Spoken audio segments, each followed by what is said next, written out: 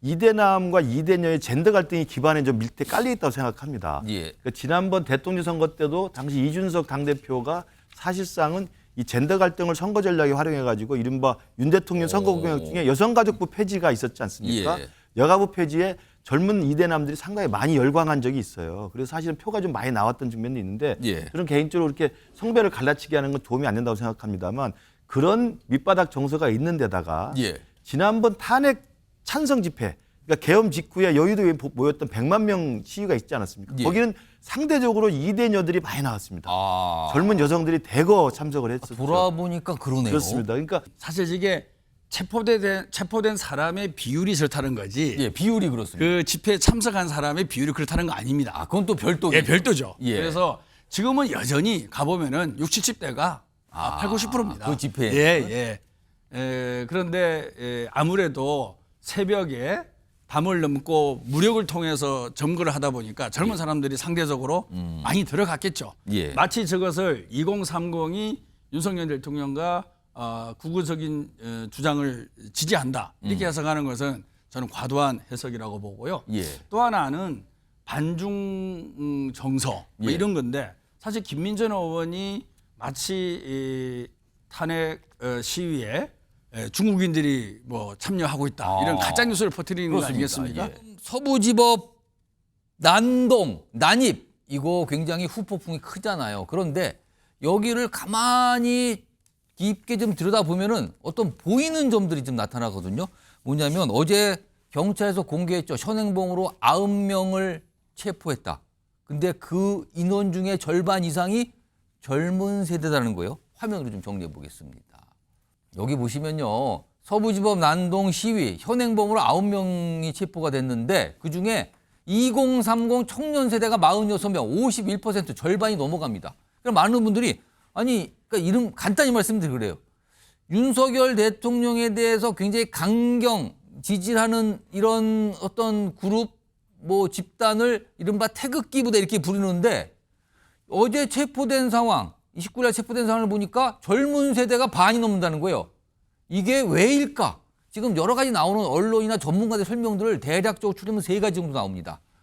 이 젊은 세대가 약간 반중 정서도 있고 반페미니즘 이런 건데 약간 위기의식을 느낀 건가? 아니면 최근에 야당발로 카톡 검열 논란이 벌어졌잖아요. 이거에 자극을 받은 건가? 아니면 SNS, 유튜브 이런 걸 접하는 게 많은데 혹시 같은 생각을 한 어떤 사람들끼리 이른바 온라인 부족을 만들어서 이렇게 행동에 나서는 거 아니냐. 여러 가지 해석이 가능하게 나오고 있는데요. 이건 두 분께 좀 의견을 좀 들어봐야겠습니다. 김근식 전 실장님. 네.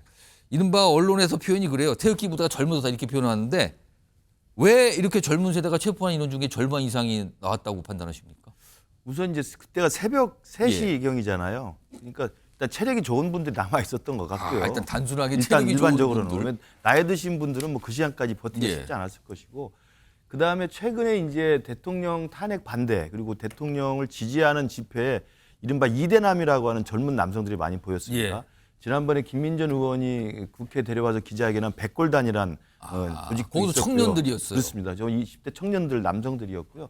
저는 저 부분이 아까 그 화면에 나온 것처럼 이대남과 이대녀의 젠더 갈등이 기반에 좀 밀대 깔려 있다고 생각합니다. 예. 그러니까 지난번 대통령 선거 때도 당시 이준석 당대표가 사실상은 이 젠더 갈등을 선거 전략에 활용해가지고 이른바 윤 대통령 선거 공약 중에 여성가족부 폐지가 있었지 않습니까? 예. 여가부 폐지에 젊은 이대남들이 상당히 많이 열광한 적이 있어요. 그래서 사실은 표가 좀 많이 나왔던 측면도 있는데 예. 저는 개인적으로 이렇게 성별을 갈라치게 하는 건 도움이 안 된다고 생각합니다만 그런 밑바닥 정서가 있는 데다가 예. 지난번 탄핵 찬성 집회 그러니까 계엄 직후에 여의도에 모였던 100만 명 시위가 있지 않았습니까? 예. 거기는 상대적으로 이대녀들이 많이 나왔습니다. 아, 젊은 여성들이 대거 참석을 했었죠. 돌아보니까 그러네요. 그렇습니다. 그러니까 그런 제가 보기에는 뭐 정확히 뭐 판단할 수는 없습니다만 그런 이대남과 이대녀의 기반에 깔려 있는 성별 갈등이 저는 밑바닥에 있다. 아, 이번에 이게 다시 한번 표출된 거 거기에 아니냐? 윤석열 대통령을 지지하는 이대남들의 좀 우파적인 성향들이 가세한 게 측면이 있고 그리고 이분들이 이제 그 안티페미라든지 예. 그리고 반중 또는 반미를 반대하는 이제 이재명 대통령이 된다면 이게 반미 친중으로 가지 않느냐는 체제에 대한 위험 의식을 상당히 많이 갖고 그러면 있어요. 약간 반 이재명 정서도 있다고 있습니다. 보십니까? 제가 주위에서 지역에서 보면 젊은 남성 우리 당원들이 이야기하는 걸 보면 이재명 대통령이 대통령 되는 것에 대해서 자유민주주의 체제에 대한 기본적 불안의식을 갖고 있어요. 저는 그런 것들이 많이 깔려서 저런 형성들을 하고 있는데 그럼에도 불구하고 법원을 저렇게 난입해서 저렇게 그렇죠. 폭력행위를 쓰는 그거는 것은 절대로 안 되는 절대 해서는 안 행동입니다. 되리라고 생각합니다. 김병욱 예. 전 의원께서 보시기에는 이게 뭐 2030 세대가 전체적으로 보기에는 전체가 그렇다고 보기에는 아직은 좀 빨라 보입니다만 이게 체포된 인원 9명이 뭐 10대부터 70대까지 있다고 설명이 됐거든요. 근데 그 중에서도 2030 청년 세대가 절반이 넘어가요. 이거는 좀 왜 그런지는 좀 생각해 볼 만한 내용인데 이건 이유가 어디 있다고 보십니까? 이번 서부 지원 폭동은 예. 정치인들의 책임이 상당히 크다고 봅니다. 특히 윤석열 대통령을 중심으로 한 예. 극우 세력이 계속 법원을 부정해왔지 않습니까?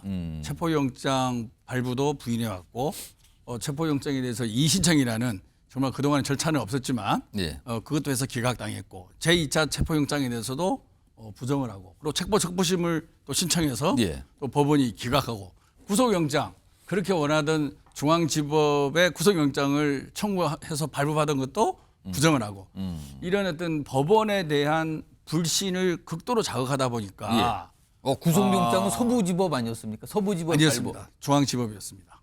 아니, 서부지법 서부지법이고 체포적부심, 체포적부심이 체포적부심이 중앙지법이었습니다. 서울중앙지법. 예, 좀 바로 잡겠습니다. 예, 수정하겠습니다. 그러다 보니까 이 법원에 대한 불신을 자극한 결과가 이번 서부지법 폭동 사태라고 보고요. 예. 그다음에 2030 부분은 사실 이게 체포된 사람의 비율이 그렇다는 거지. 예, 비율이 그렇습니다. 그 집회에 참석한 사람의 비율이 그렇다는 거 아닙니다. 그건 또 별도. 예, 별도죠. 예. 그래서 지금은 여전히 가보면은 60, 70대가 8, 90%입니다. 그 집회에. 예. 그런데 아무래도 새벽에 밤을 넘고 무력을 통해서 점거를 하다 보니까 젊은 사람들이 상대적으로 많이 들어갔겠죠. 예. 마치 저것을 2030이 윤석열 대통령과 극우적인 주장을 지지한다 이렇게 해석하는 것은 저는 과도한 해석이라고 보고요. 예. 또 하나는 반중 정서 뭐 예. 이런 건데 사실 김민전 의원이 마치 이 탄핵 시위에 중국인들이 뭐 참여하고 있다 이런 가짜 뉴스를 퍼뜨리는 거 아니겠습니까? 예. 그리고 뭐 또 카톡 검열도 얘기하는데요. 우리 민주당에서 얘기한 게 가짜 뉴스를 제대로 잡아내자는 것이지 카톡을 검열하자는 게 목적이 아니었습니다. 이것을 마치 이렇게 프레임을 전환을 해서 이렇게 퍼뜨리는 거거든요. 예. 그래서 반중 정서라든지 카톡 검열 이런 부분은 정치권에서 만들어낸 가짜 프레임에 2030을 비롯한 이런 지지층들이 조금 넘어가는 측면이 분명히 있는 것 같습니다. 그리고 이 정치권에서 갈라치기 하는 부분도 분명히 있습니다. 예. 탄핵 집회에 2030 여성들이 많이 나가니 예. 2030 남성들은 우리를 지지해 줘야 되는 거 아니냐는 어떤 뉘앙스가 풍기는 그런 발언들을 하거든요. 결코 우리나라 정치와 미래에 도움이 안 되는 거죠. 예. 이런 어떤 갈라치기의 효과도 일정 부분 있지 않나라는 예. 조심스러운 전망을 하게 됩니다. 그래서 2030의 움직임에 대해서는 좀 더 분석할 예. 앞으로 여지가 많다고 보고요. 하여튼 우리 정치인들은 2030에 대해서 좀 갈라치기 안 하면 좋겠다는 거고요. 그리고 가짜 뉴스에 근거한 특히 국익에 아무런 도움이 예. 안 됩니다. 중국을 거론하는 게 이 탄핵 정국에 무슨 도움이 되겠습니까? 이런 부분에 대해서는 조금 조심스럽게 언급을 해주시는 게 좋지 않을까 싶습니다.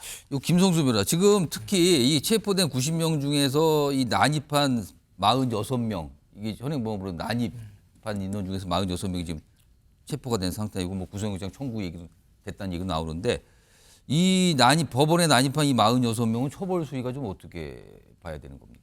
일단 어느 죄가 해당하는지에 따라서 다 다를 수가 있습니다. 이제 각각 들어갔다라고 하더라도 들어만 갔는지 아니면 어떠한 뭐 파괴행위를 했는지 이런 부분들에 따라서 죄명이 달라질 수가 있고 특히 주목받는 거는 이게 이 법원 건물이 1층부터 들어갔거든요. 근데 7층에 판사실까지 들어가서 판사실을 다 일일이 뒤지면서 뭐 파손한 인원들이 꽤 된다 그래요.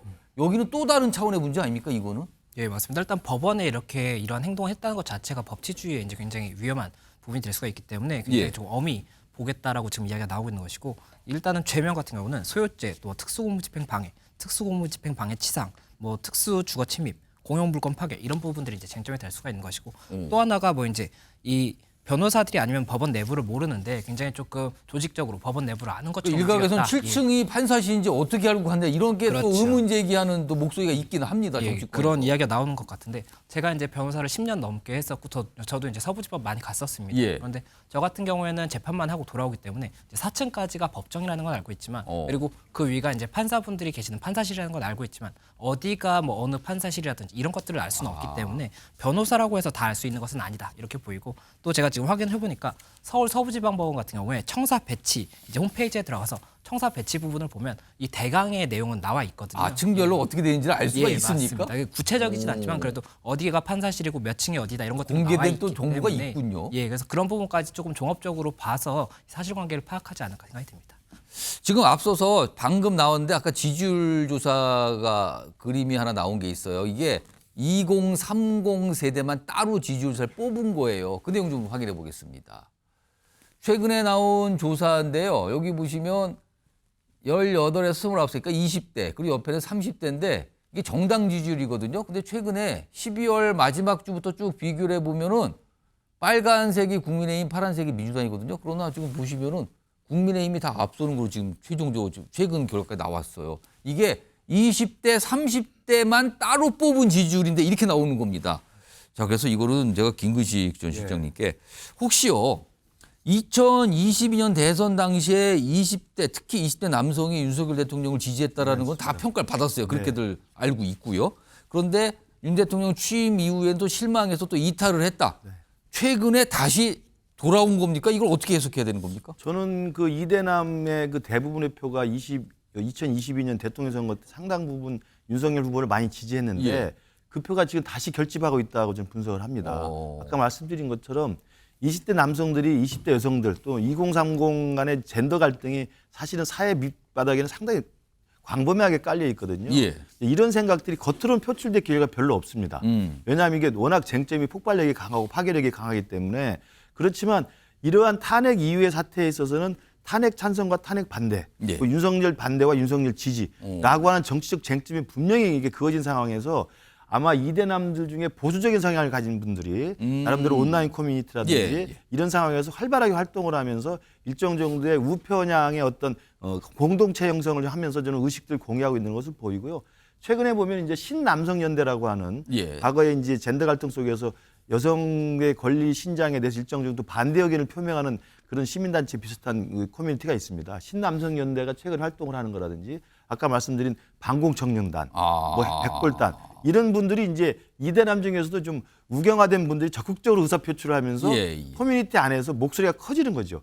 그러니까 여론조사에서 높이 올라가는 것도 뭐 과표집되는 측면도 있습니다만 전화를 기다리는 사람이 많은 쪽이 사실 올라가는 거거든요. 적극적으로 응답을 한다. 그렇습니다. 끝까지 듣고 응답을 한다는 게 그런 면이어서 저는 지금의 상황에서는 20대, 30대들 남성들은 주로 이 탄핵 반대, 윤석열 대통령 지지라는 성향으로 확실히 결집되고 있는 것만큼 저는 분명한 추세라고 생각합니다.